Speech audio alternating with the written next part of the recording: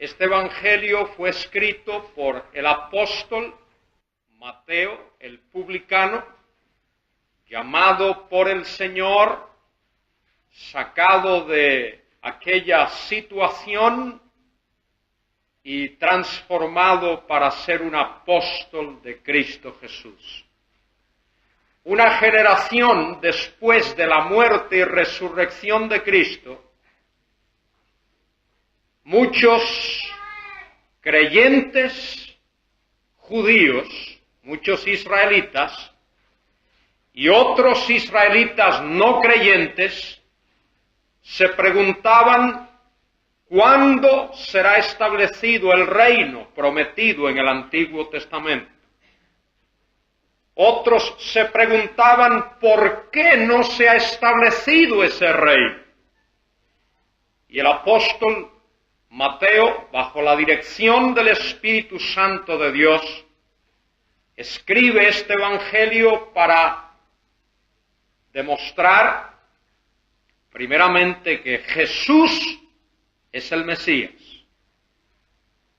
Y la segunda razón, el segundo propósito, explicar por qué el reino no se había establecido. De modo que el primer aspecto o el primer propósito de este evangelio tiene que ver con la persona del Mesías, con la persona de Cristo. Y el segundo aspecto, el segundo propósito de este libro, se relaciona con el reino de Dios. En el capítulo 1 que veíamos anoche, el apóstol comienza presentando la persona del Mesías. Esta es su genealogía, este es su génesis, este es su origen humano. Hijo de David, hijo de Abraham. Inmediatamente el apóstol Mateo relaciona a Cristo con el pacto davídico.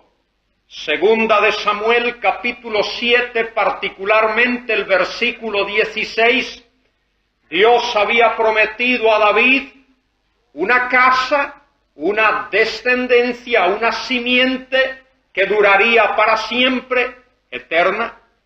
Un trono, es decir, una autoridad para reinar que sería también para siempre, eterno.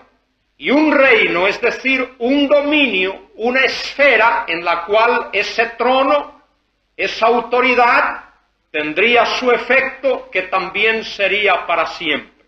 Debido a que esa promesa de ese pacto davídico es más compacto, es más concreto, es más resumido, es más específico, es más personal, se menciona primero Jesús, hijo de David, el rey que vendría, el Mesías, el que vendría a reinar, tenía que ser de la simiente, de la estirpe, de la descendencia de David.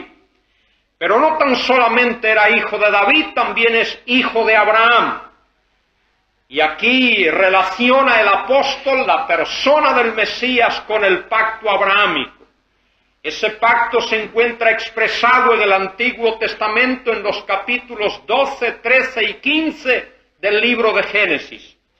Y esto presenta un aspecto más amplio, porque Dios hizo a Abraham una promesa personal. Dios prometió bendecir a Abraham, hacerlo grande.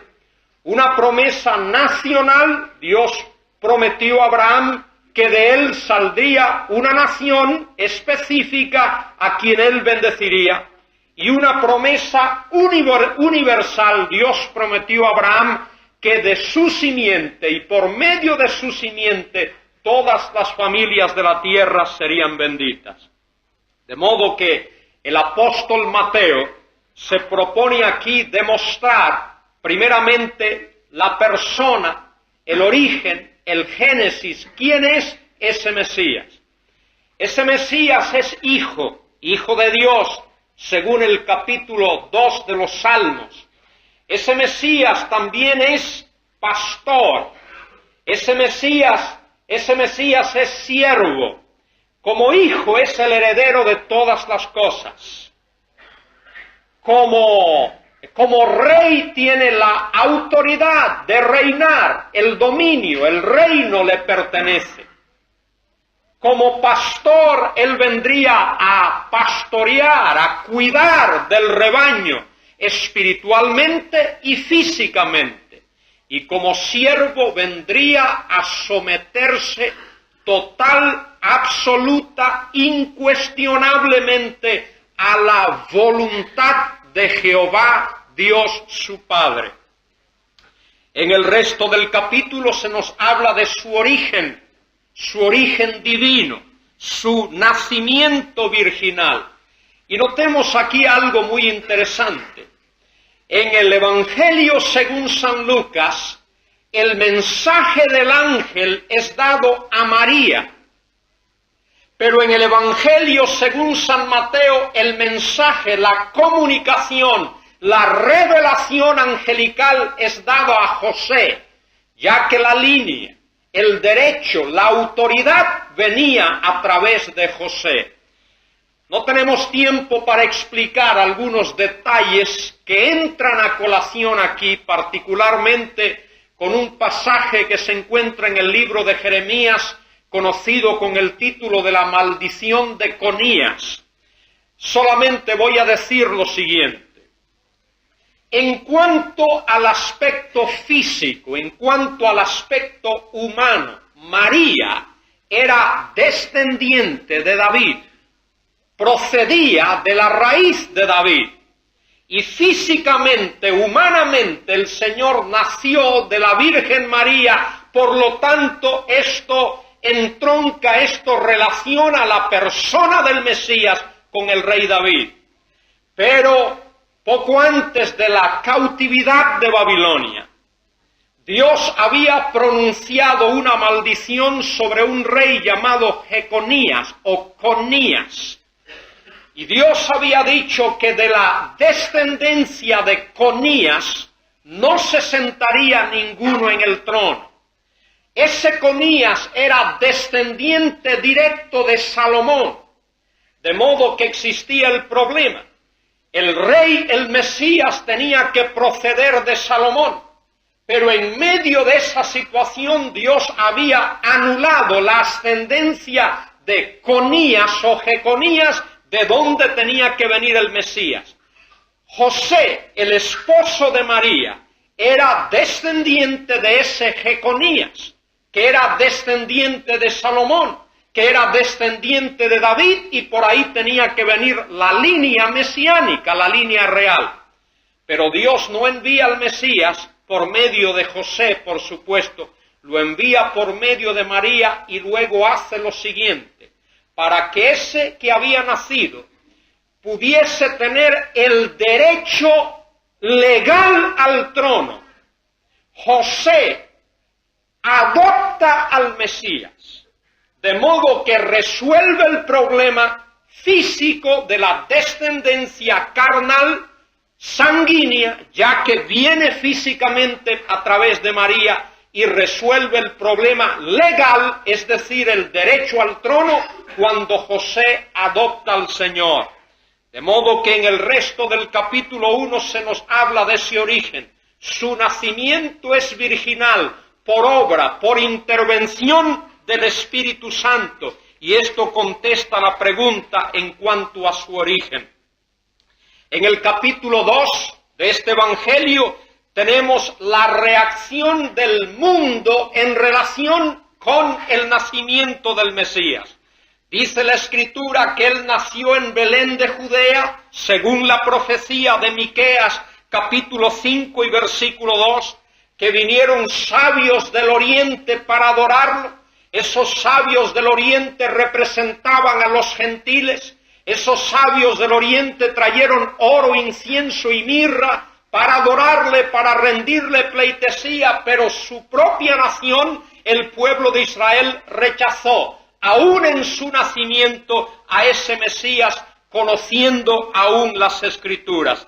Mientras que los gentiles vinieron a adorarlo, su propio pueblo no lo reconoció.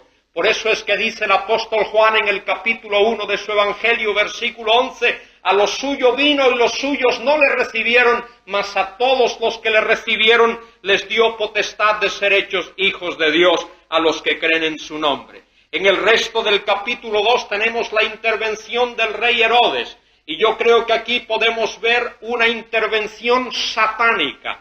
Por medio de aquel rey Herodes, Satanás pretende eliminar a cualquier persona que pudiese ser el Mesías, pretende eliminar al mismo Mesías, pero Dios salva, Dios rescata a su hijo y lo envía a Egipto hasta que llega el tiempo preciso y luego lo regresa a Nazaret.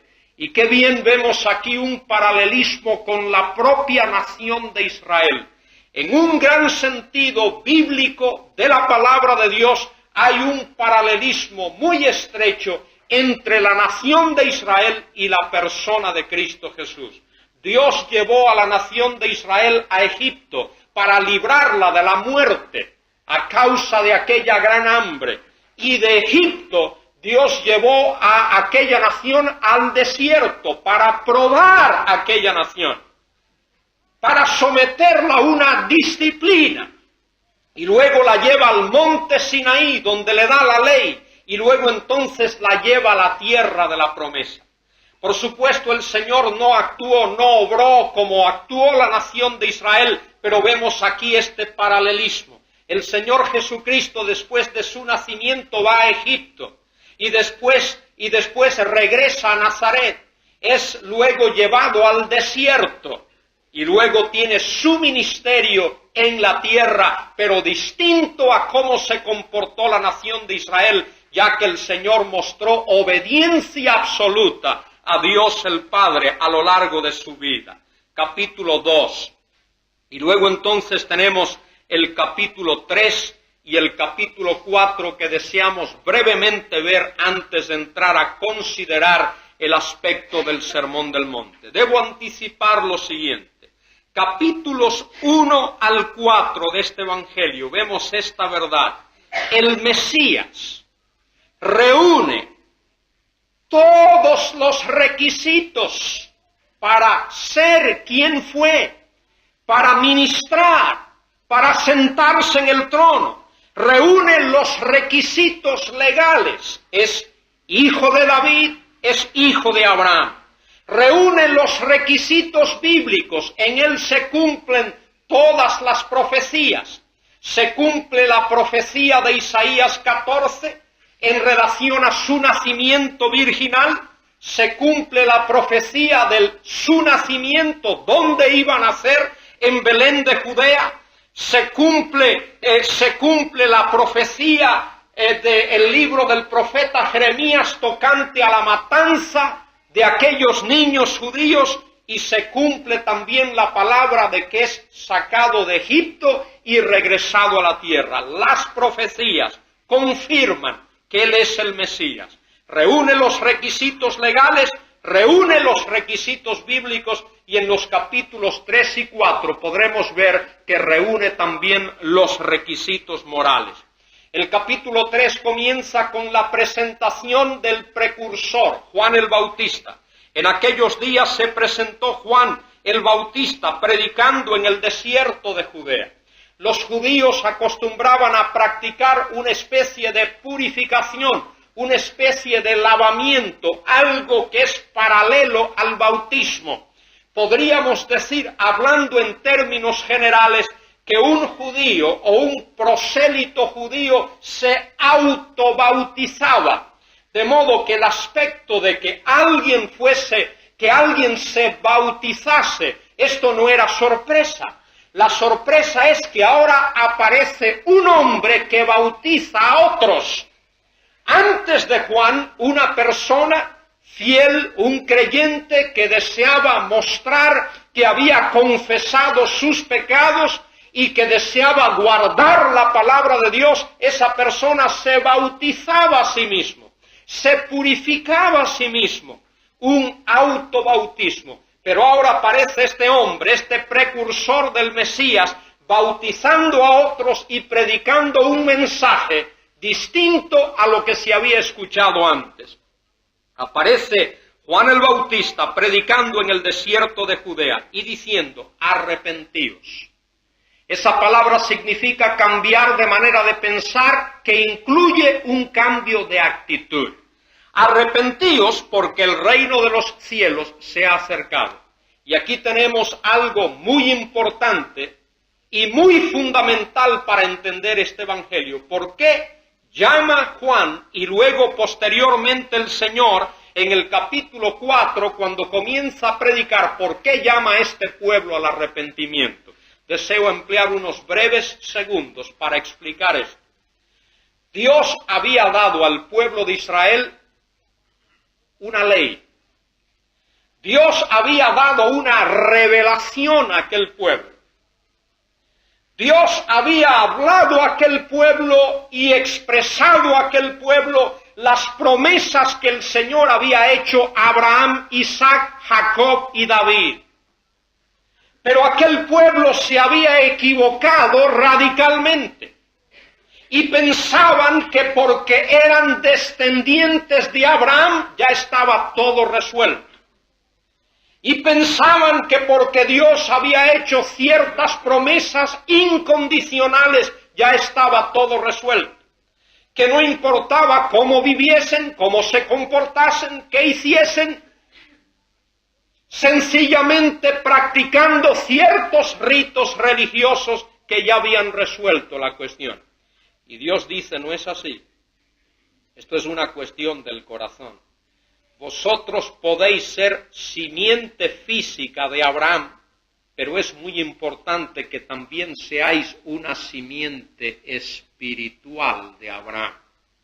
Esta fue la protesta de los profetas. Leemos los profetas. Leemos Isaías, por ejemplo.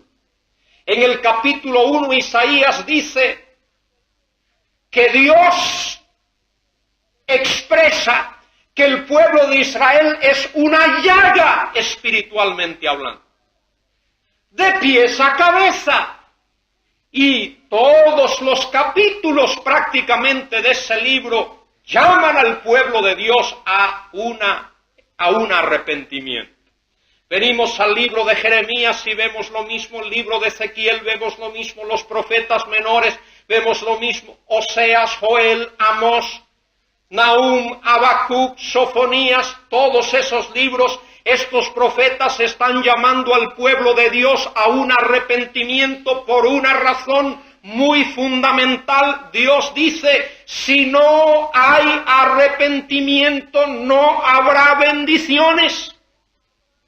Vosotros habéis quebrantado el pacto, habéis quebrantado la ley, habéis quebrantado los mandamientos, y pensáis que tenéis ya todas las cosas resueltas, pero Dios dice, he prometido bendecir a la simiente de Abraham, pero a una simiente que reúna las condiciones. A una simiente que se ajuste, que se adapte, que armonice con estos preceptos. De modo que el mensaje de Juan es un llamamiento al arrepentimiento. ¿Queréis que esas bendiciones vengan? Tenéis que dar frutos dignos del arrepentimiento. La segunda cosa que proclama el bautizador Juan es que el reino de los cielos se ha acercado. Esa expresión, el reino de los cielos, no es una expresión nueva. Esa es una expresión antiguo testamentaria. Esa expresión la encontramos en el libro de Daniel. Daniel 2:44, hablando de la piedra que golpea la imagen en los pies, y luego la interpretación de esa metáfora, de ese cuadro. Dice Dios a Daniel, dice el ángel intérprete a Daniel, en los días de estos reyes, el Dios del cielo establecerá un reino, el cual no terminará jamás. En los días de estos reyes, el Dios del cielo establecerá su reino en la tierra. De modo que el reino de los cielos está hablando de la autoridad de Dios manifestada en la tierra. Cómo Dios establece su autoridad en la tierra. Y esa expresión, El reino de los cielos aparece en el capítulo 2 de Daniel, aparece en el capítulo 4, aparece en el capítulo 7 y luego en el capítulo 10 del mismo libro. El Dios del cielo establecerá su reino en la tierra. Personalmente no creo que haya diferencia en la Biblia entre la expresión reino de Dios y reino de los cielos como es usado en los evangelios. Estas dos expresiones se usan intercambiablemente. Cuando cuando Lucas o Marcos o el apóstol Juan quieren hablar de ese reino, pueden llamarlo bien el reino de Dios. Mateo lo llama el reino de los cielos porque Mateo está escribiendo particularmente para una mentalidad judía, para una mentalidad semítica. Al decir esto, deseo subrayar lo siguiente. Esto no significa que este libro era solo para que los judíos lo estudiasen, no solo para que los semitas lo estudiasen, sino que el libro está dirigido particularmente a ellos. El autor tiene en mente a un pueblo judío, a un pueblo semita en mente, de modo que usa un vocabulario que es adaptable y es adaptado a ese tipo de mentalidad. El semita, el judío, tenía gran reverencia, expresaba gran reverencia y temor en usar el nombre de Dios, particularmente el nombre Yahweh o Jehová, como decimos nosotros, o Yahvé, como es traducida en algunas otras Biblias.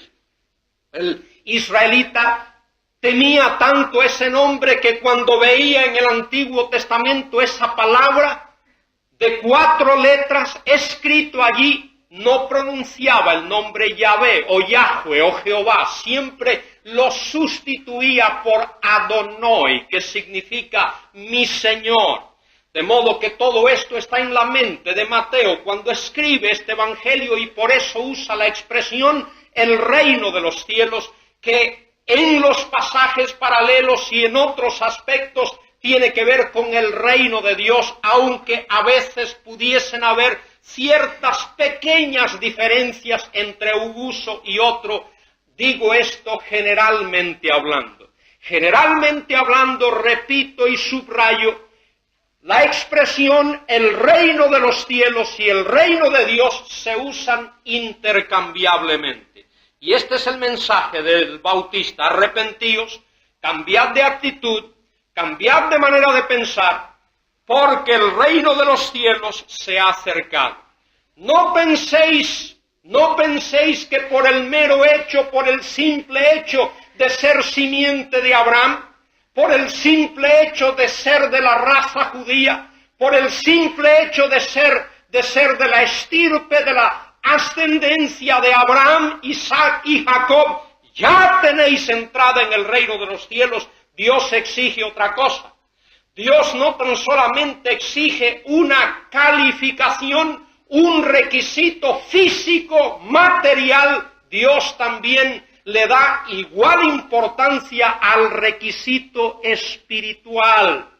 Para poder ser heredero del reino, un judío también tiene que nacer de nuevo, igual que un gentil. Dios no hace acepción en este sentido, Dios no hace diferencia en este sentido.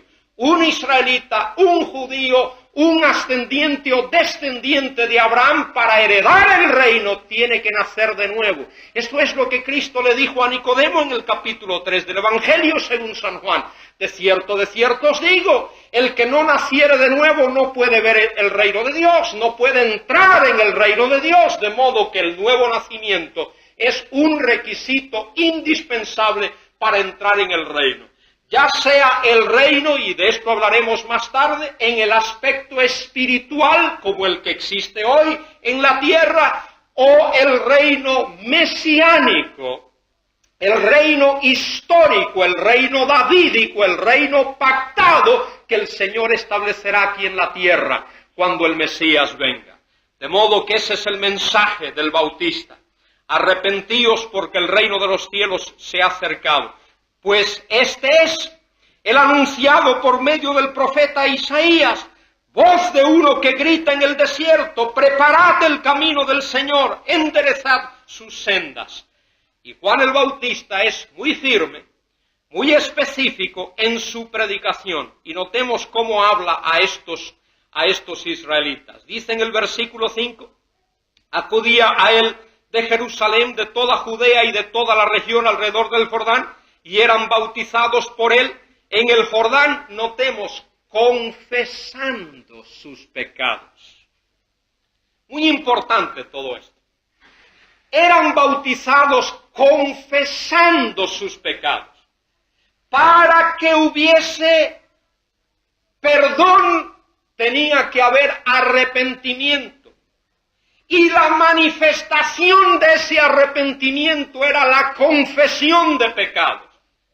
Y la manera externa, visible, objetiva, tangible de demostrar que había confesión de pecados porque había habido arrepentimiento y perdón era ir y ser bautizado por Juan. Y cuando un israelita iba y era bautizado por Juan, estaba diciendo en realidad, me identifico plena y absolutamente con el mensaje de Juan. Estoy plenamente de acuerdo con el mensaje de Juan. El verbo confesar en el original, el verbo homologeo, homo, igual o hacer igual, logeo, hablar, decir lo mismo, estar de acuerdo, confesar, reconocer, todas estas ideas están involucradas en ese verbo. De modo que esta gente venía confesando sus pecados.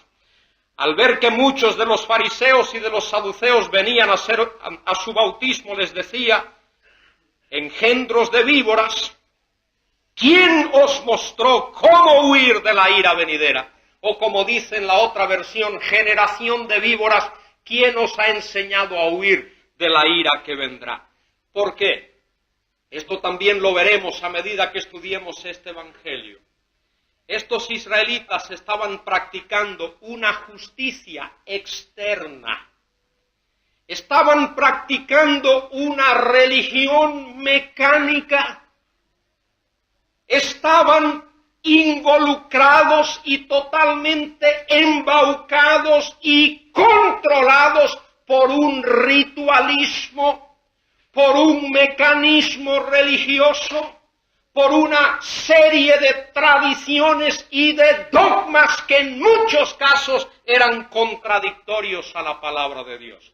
Y es por eso que el Señor Jesucristo en cierta ocasión dijo, aquellos que le escuchaban, si vuestra justicia no es mayor que la de los fariseos y de los escribas, no entraréis en el reino de los cielos.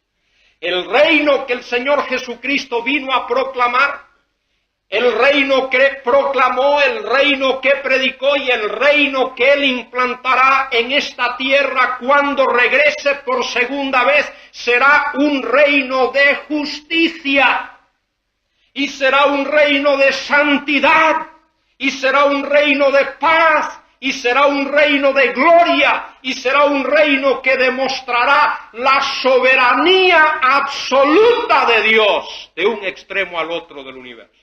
Ese será el reino que el Señor establecerá. Bueno, y luego al final de este capítulo dice la Escritura que el Señor vino a ser bautizado. Versículo 3, entonces Jesús vino de Galilea al Jordán, presentándose a Juan para ser bautizado por él. Mas Juan trataba de impedírselo diciendo, yo necesito ser bautizado por ti, tú vienes a mí. Juan reconocía que aquel era mayor que él. Juan dice, bautízame tú en lugar de bautizarte yo a ti. Notemos lo que el Señor responde, pero Jesús le respondió, permítelo ahora, porque así conviene que cumplamos toda justicia. Una de las expresiones difíciles de este evangelio. Yo quiero sugerir, sin entrar en asuntos teológicos, lo que creo que esto significa. Cristo vino a este mundo. Dios el Hijo vino y se identificó plenamente con su pueblo y con el hombre, con la excepción del pecado, por supuesto. Y al venir a este mundo, cómo vino, para hacer lo que vino a hacer.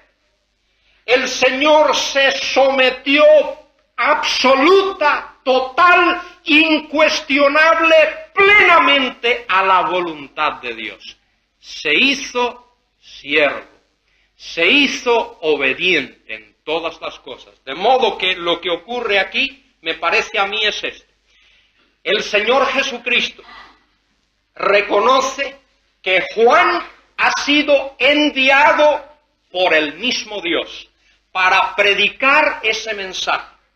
Y el Señor Jesucristo, aunque no tenía pecado que confesar, porque en Él no hay pecado, aunque era Dios manifestado en la carne, al ser bautizado el Señor está diciendo: me identifico plenamente con el mensaje que Juan está predicando. Me identifico plenamente con la misión que Él representa. Me identifico plenamente con lo que Él está haciendo. Por supuesto, hay otras cosas involucradas aquí en el bautismo. El bautismo del Señor es el momento en el cual el bautizador Juan identifica y confirma y verifica que este es el Mesías. No hay duda de eso. Además de eso, en este acto bautismal del Señor, su ministerio es inaugurado. Y lo vemos aquí en el versículo 16. Y Jesús, después que fue bautizado, subió luego del agua. Y aquí que los cielos fueron abiertos, y vio al Espíritu de Dios que descendía como paloma y venía sobre él. Aquí tenemos la Trinidad presente. Y hubo una voz de los cielos que decía, y notemos una expresión muy importante en este Evangelio y en toda la Biblia. Y hubo una voz de los cielos que decía: este es mi Hijo amado, en quien he puesto mi complacencia. Esa expresión es extremadamente importante. Otra vez nos recuerda el Salmo 2. Mi hijo eres tú, hoy te he engendrado. Es hijo en el sentido de que es heredero de todas las cosas. La Trinidad, el concepto, la doctrina de la Trinidad tiene un doble aspecto. Tiene un aspecto ontológico. El hecho de que son tres personalidades distintas en una sola esencia. Aquí tenemos una de las grandes paradojas en la Biblia. Dios es uno, pero es tres. Pero Él es tres, no en el mismo sentido en el cual es uno. Y es uno, no en el mismo sentido en el cual es tres. Dios es uno en esencia, es uno en sustancia. Dios es una sola y única realidad eterna, pero Dios es tres personalidades distintas. Padre, Hijo y Espíritu Santo. Un gran misterio, pero esa es la realidad bíblica. De modo que Dios es uno y es tres, pero es tres no en el mismo sentido en el cual es uno. Es tres en personalidades y es uno en esencia. Ese es el aspecto ontológico. Pero hay un aspecto funcional también. Hay un aspecto funcional en el cual cada una de las personas de la Trinidad ejercen una función en particular, un trabajo, una tarea en particular. Y en ese sentido, el Hijo se somete absoluta, total y completamente a la voluntad del Padre. Por eso es que vemos en el Nuevo Testamento muchas veces al Hijo decir: solo el Padre sabe esto. Todo esto está en la potestad del Padre, porque soberanamente, en el hecho y en el acto de su encarnación y según los planes y los propósitos de Dios, ese Hijo se somete otra vez de manera incuestionable a la voluntad del Padre.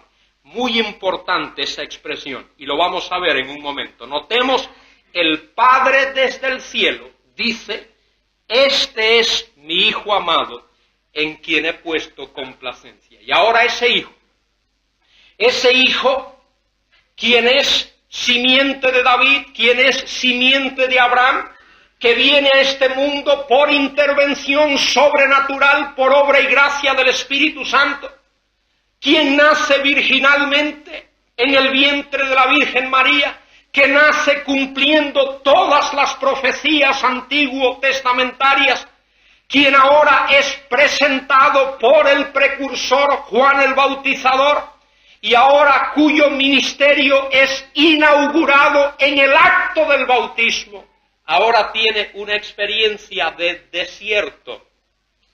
Capítulo 4. Entonces Jesús, notemos, fue llevado por el Espíritu al desierto. Notemos eso. ¿Quién lleva al Señor al desierto? Es el Espíritu. Es llevado por el Espíritu al desierto. En otro de los evangelios dice, es lanzado por el Espíritu al desierto. Es empujado por el Espíritu al desierto. Entonces Jesús fue llevado por el Espíritu al desierto, notemos, para ser tentado por el diablo. Ahora, ahí tenemos un problema para nosotros, que vemos la Biblia desde este lado. ¿Por qué la expresión tentado? Para ser probado. Tal vez sería una mejor expresión, ya que el verbo ahí puede significar una cosa u otra. Quiero ilustrar esto. Un grupo de ingenieros, por ejemplo, se les da la tarea de construir un gran puente. Y por meses esos ingenieros trabajan en sus oficinas y diseñan ese puente.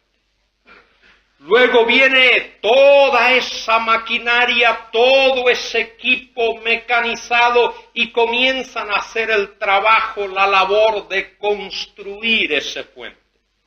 Y cavan, hacen todo el trabajo y todo el acero y todas las cosas, y después de meses y algunas veces años se completa, se termina el puente.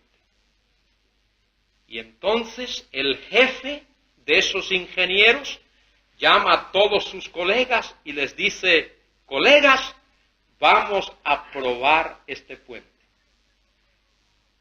¿Qué creéis que van a hacer esos ingenieros? ¿Probar que ese puente se va a caer o probar que no se va a caer? Por supuesto, van a probarlo para demostrar que se va a caer o que no se va a caer. No, van a demostrar que ese puente no se va a caer, porque esos ingenieros han estado calculando todo el material, todas las entrañas de la labor y de la ciencia de la ingeniería, centímetros cuadrados y metros cuadrados y todo el peso que ese puente puede resistir, y cuando lo han terminado, lo prueban para demostrar que no se va a caer. Y eso es lo que ocurre aquí. Cristo no es tentado o probado para demostrar que Él va a pecar. No es probado ni es tentado para demostrar que puede, que es capaz de pecar. No, es probado, es tentado para hacer todo lo contrario, para probar, para demostrar que no puede pecar. Y eso es lo que tenemos aquí. Es una demostración de la impecabilidad de Cristo. Es sometido a la prueba. Es sometido, como dice aquí, a la tentación. Después de haber ayunado 40 días y 40 noches, al final tuvo hambre. Moisés hizo lo mismo, ayunó por 40 días. Y acercándosele el tentador le dijo, notad en vuestras Biblias, ¿qué le dijo el tentador?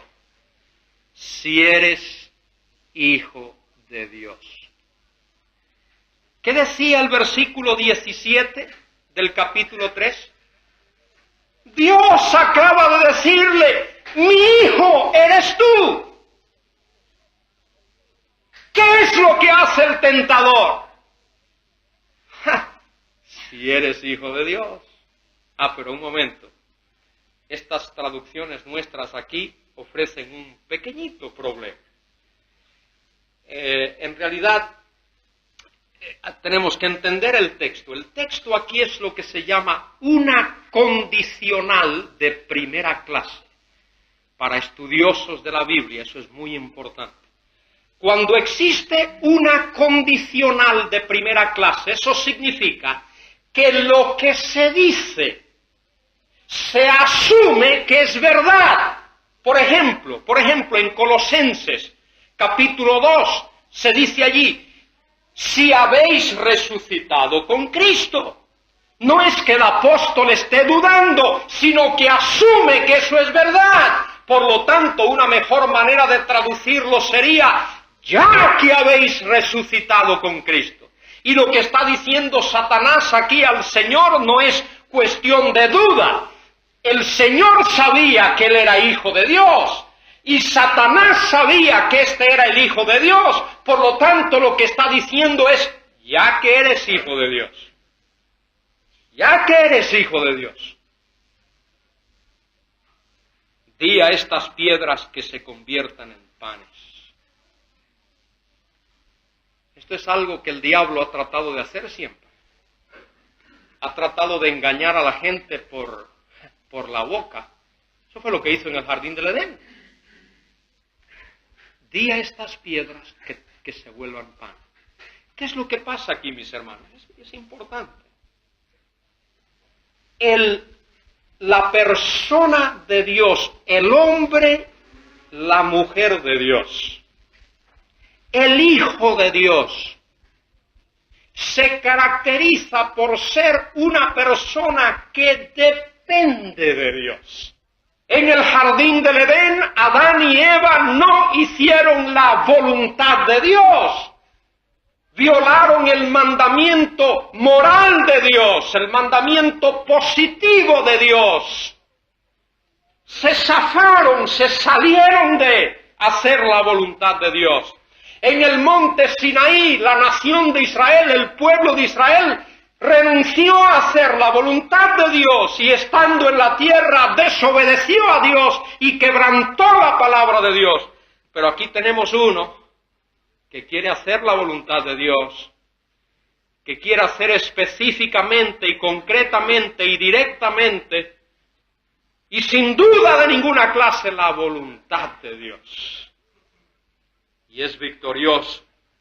El Señor responde. Escrito está, no con solo pan vivirá el hombre, sino con toda palabra que sale de la boca de Dios. La palabra de Dios es más importante que el pan físico. La palabra de Dios alimenta, la palabra de Dios fortalece, la palabra de Dios satisface, la palabra de Dios es más dulce que la miel. Y obedecer a Dios es más importante.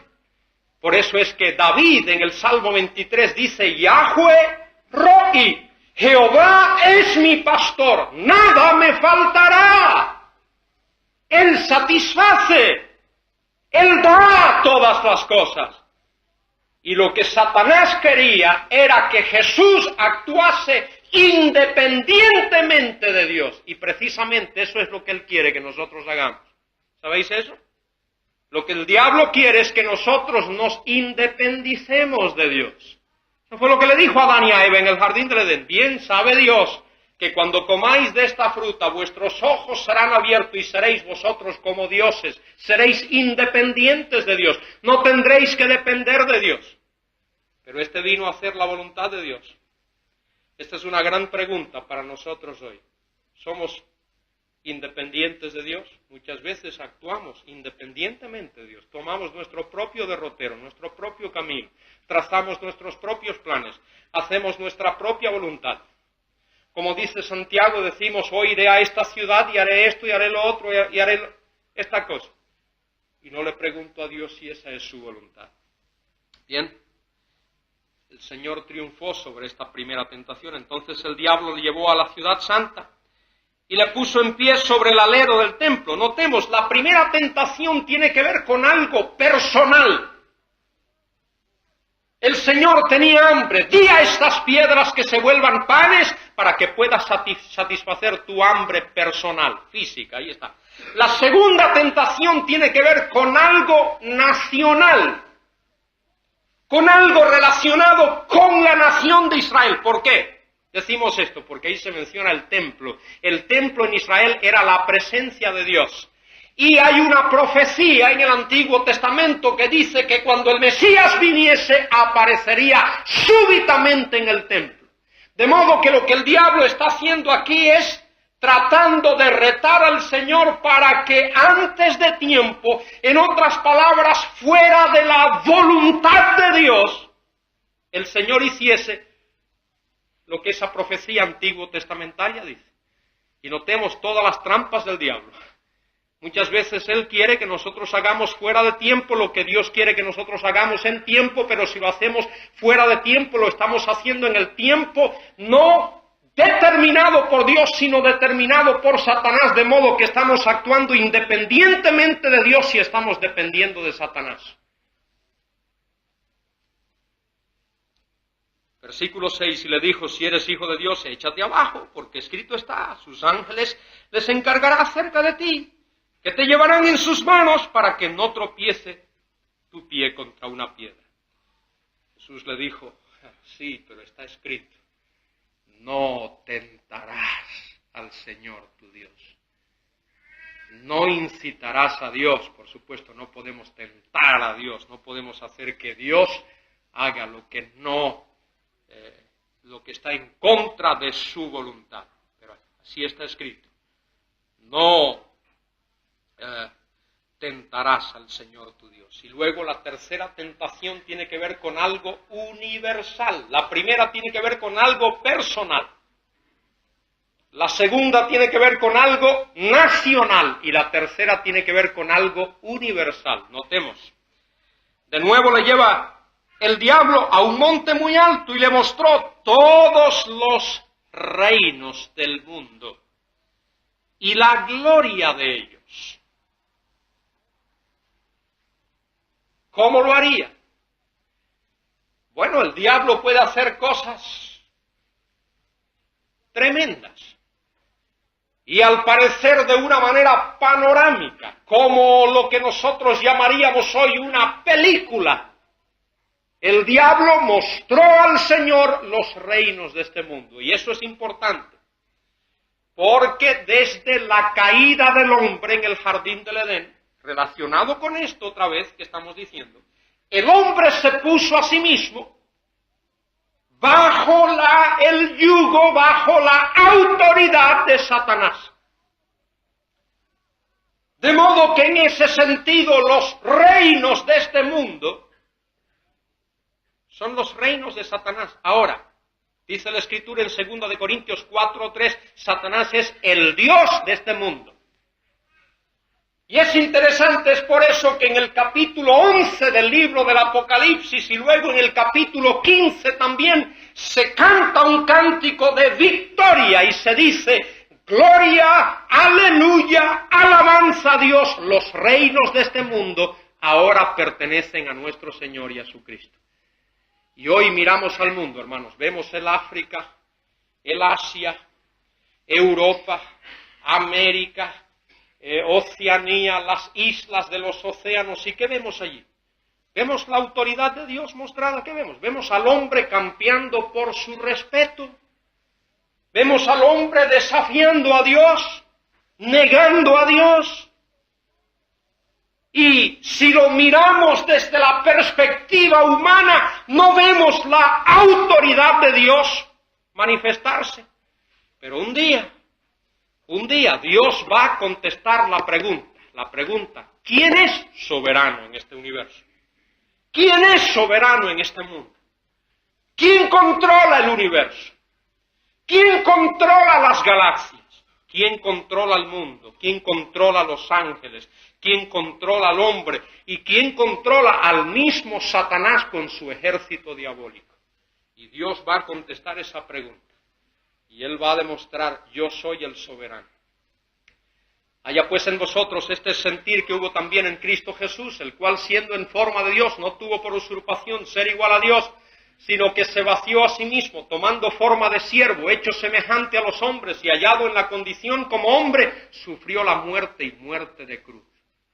Por lo cual Dios también lo ha exaltado hasta lo sumo y le ha dado un nombre que es sobre todo nombre, para que en el nombre de Jesús se doble toda rodilla, de los que están en los cielos y en la tierra y debajo de la tierra, y toda lengua confiese que Jesucristo es el Señor, para la gloria de Dios el Padre. Un día, todo ser viviente, en el cielo, en la tierra y en el infierno, tendrá que confesar que Jesucristo es el Señor.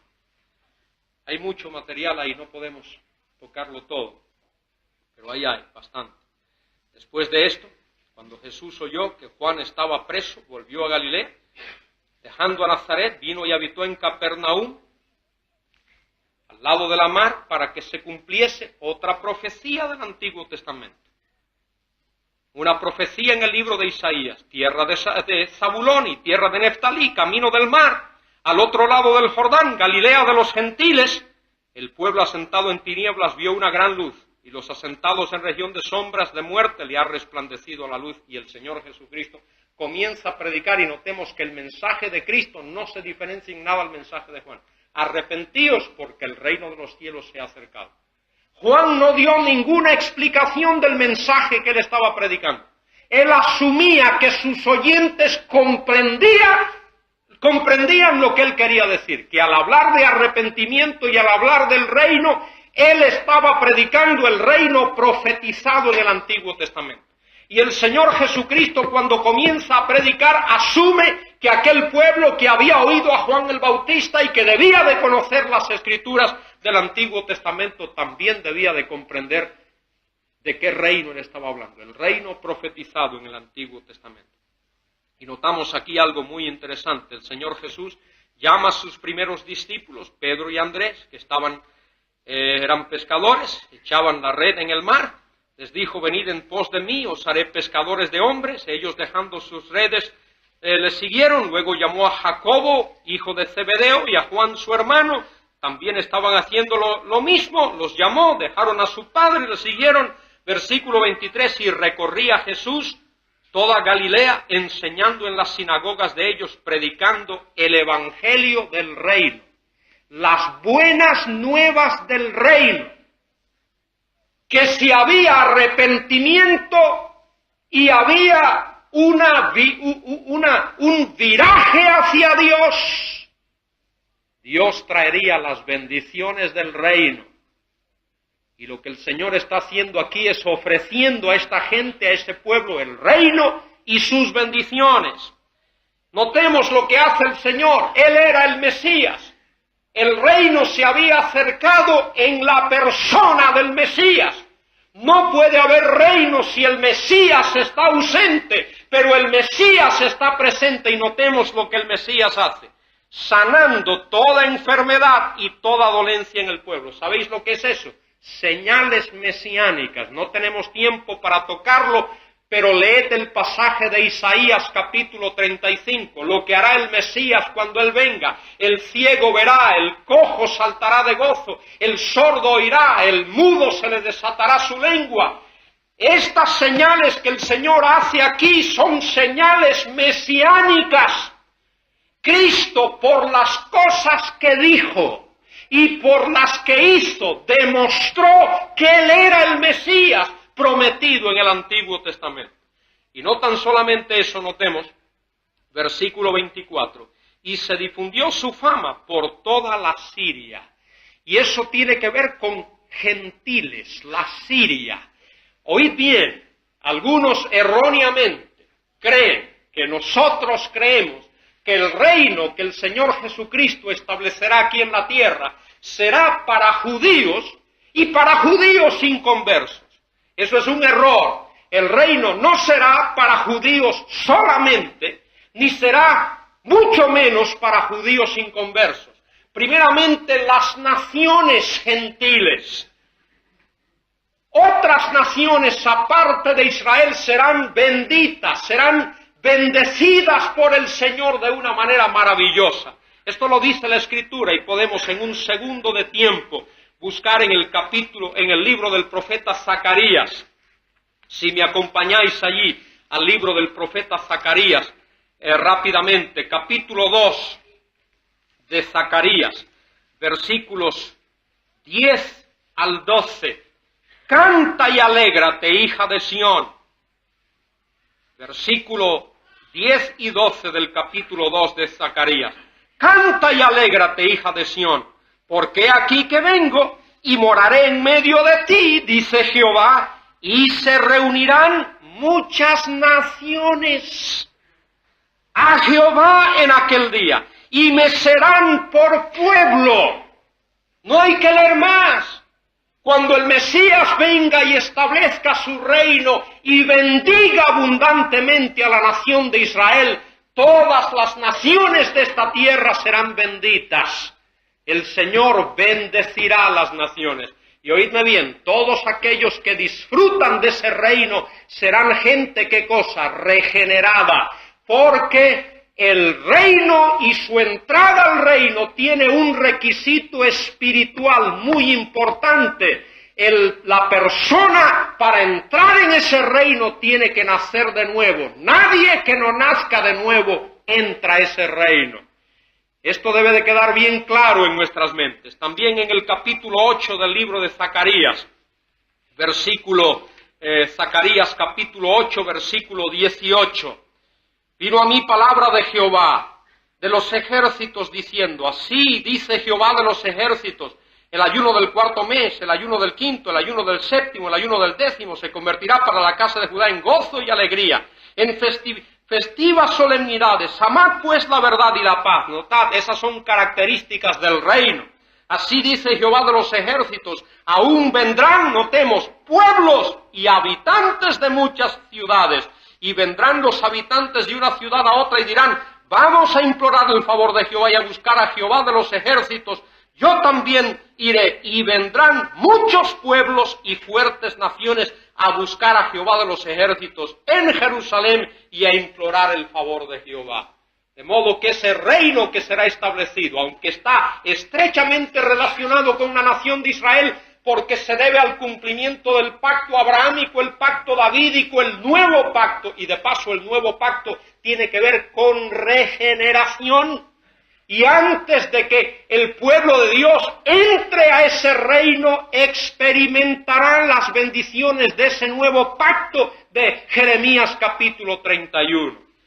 Y es por eso que seguidamente, señores, y mañana hablaremos de esto, seguidamente el Señor comienza a hablar de lo que se llama el Sermón del Monte. Y ese Sermón del Monte son las cualificaciones, los requisitos espirituales de aquellos que entran al reino de nuestro Señor. Verdades que tienen gran aplicación para nosotros hoy, porque la iglesia, aunque no es el reino mesiánico, aunque no es el reino davídico, aunque no es el reino profetizado en el Antiguo Testamento, aunque no es el reino que Dios pactó con David, la iglesia es un aspecto del reino de Dios, porque representa la autoridad de Dios en la tierra, como dice Colosenses 1:13.